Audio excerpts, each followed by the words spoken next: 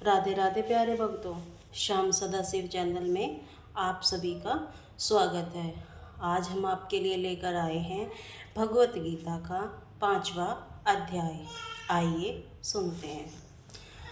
बात मेरी कुंती तनय सुनो लगा के ध्यान, समदर्शी रूप को कहता हूँ पहचान।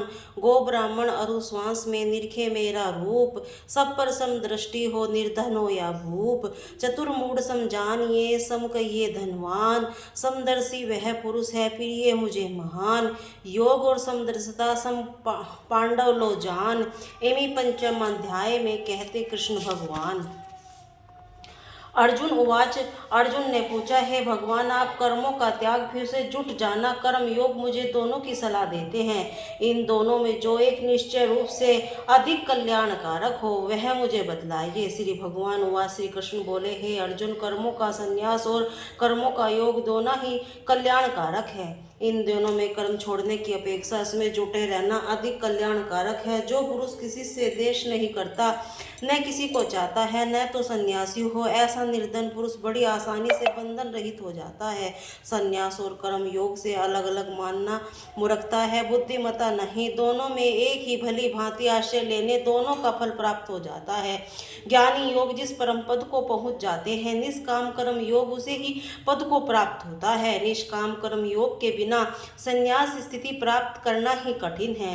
निष्काम कर्म योग परमात्मा का मनन करने वाला मनुष्य इस स्थिति को सहज ही पा जाता है।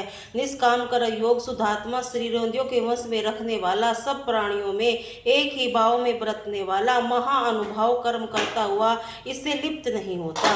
इंद्रियां सब अपने विषय में विचरती ही हैं, ऐसा समझकर तत्वज्ञानी कर्म योगी देखना, सूदना, पूछना, सूंघना, खाता, चलता, श्वास लेता, बोलता, त्यागता, आँख खोलता और मीचता हुआ भी सब कुछ नहीं करता, ऐसा मानना है।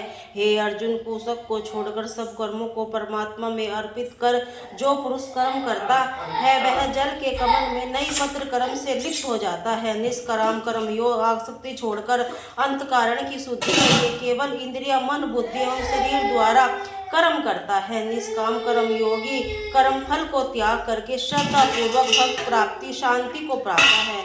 कामी पुरुष कर्म को आसक्त होकर कामना से कारण बांधता है। मन में सब कर्मों को त्याग कर संयमी पुरुष नो द्वारा देह में करवाने वाले बल कष्ट से सूंघता रहकर सुखी रहता है। परमात्मा किसी कर्म में लगता नहीं, उससे फल की रचना करता है, परंतु यह सब प्रकृति द्वारा अपने आप होते हैं। सर्वव्यापी परमात्मा न किसी से पाप कर्म को लेता है, न किसी से शुभ कर्म को। माया का जीव का ज्ञान ढका रहता है, इसलिए सब जीव भ्रम में पड़े हुए हैं। इसके अंतकरण का ज्ञान नष्ट हो गया है। इसका यह ज्ञान सूर्य के समान उस परमात्मा को साक्षात्कार कर देता है। हे अर्जुन, जो इन बुद्धि और अंतकरण से सब प्रकार से परमात्मा के रूप में एक ही भाव में रहते हैं, वे ज्ञान से पाप को छोड़कर जन्म मरण के बंधन से छूट जाते हैं। इसीलिए समदर्शी पंडित जन, विद्वान एवं विनयी ब्राह्मण, गौ, हाथी, कुत्ता और चांडाल सबको इस दृष्टि से देखते हैं। इसी प्रकार समता में जो अपने मन का साथ लेते हैं वे जीते वे विमुक्त हो जाते हैं, क्योंकि परमात्मा निर्दोष और सम है, इसमें स्थिति नहीं। जो पुरुष अच्छी लगने वाली वस्तु को पाकर प्रसन्न नहीं होता और अप्रिय से दुखी नहीं होता, वह स्थित बुद्धि शयन रहित ब्रह्मवेता पुरुष ब्रह्म के एक ही भाव में स्थित है। विषयों की बारी संयोग से निर्लिप्त रहने वाला पुरुष अंतकरण में चैन अनुभव करता है। वह ब्रह्म के एक ही भाव से अवस्थित हुआ पुरुष अक्षय सुख को प्राप्त करता है। इंद्रिय विपत्तियों के संयोग से उत्पन्न होने वाले भोग को दुख उत्पन्न करते हैं। वह भोग अनित्य ही, इसीलिए विवेकी पुरुष इसमें नहीं रमता। जो मनुष्य शरीर छोड़ने से पहले ही काम क्रोधित को जीत लेता है वह पुरुष वह वस्तु सुखी है। जो पुरुष अंतरात्मा में सुख, चैन और आनंद अनुभव करता है वह योगी ब्रह्म ज्ञान को प्राप्त होता है। पाप जिसके नष्ट हो गए हों, समदर्शी इसके हित रखने वाले शयन रहित ज्ञानी मनुष्य परम ब्रह्म को प्राप्त होते हैं।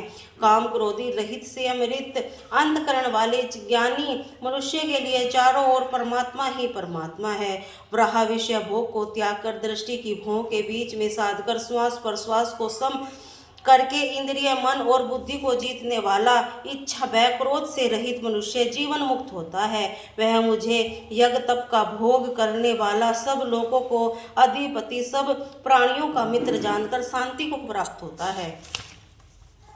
नारायण जी बोले, हे लक्ष्मी, एक पिंगल नामी ब्राह्मण धर्म से भ्रष्ट होकर मांस मछली मंदिरा का खान पान किया करता था। बिरादरी वालों ने उसे निकाल दिया। वह एक राजा के पास नौकर हो गया। नित्य प्रति राजा से चुगलियां करके धनवान हो गया। उसने विवाह भी कर लिया। अपनी स्त्री व्यभिचारिणी थी। वह अपने भर्ता का कहना न माने। एक दिन पिंगल ने अपनी पत्नी को बहुत मारा। पत्नी ने उसे विष दे दिया, जिससे वह मरकर गिद्ध बन गया। कुछ काल बाद वह स्त्री भी मर गई। नाना प्रकार के नरक भोगकर वह तोती बनी और तोते की स्त्री हुई। एक दिन उसने तोते से पिछले जन्म की वार्ता पूछी। तोते ने कहा, मैं पिछले जन्म में एक ब्राह्मण था, अपने गुरु की आज्ञा नहीं मानता था।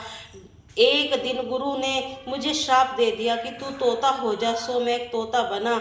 अब तू पिछले जन्म की वार्ता कह। तोती ने पिछले जन्म की बात कही। एक दिन वह तोती बन बैठी। वहाँ गिद्ध आया। उसने पहचाना कि यह तोती पिछले जन्म में मुझे विष दिया था। वह उसे मारने दौड़ा।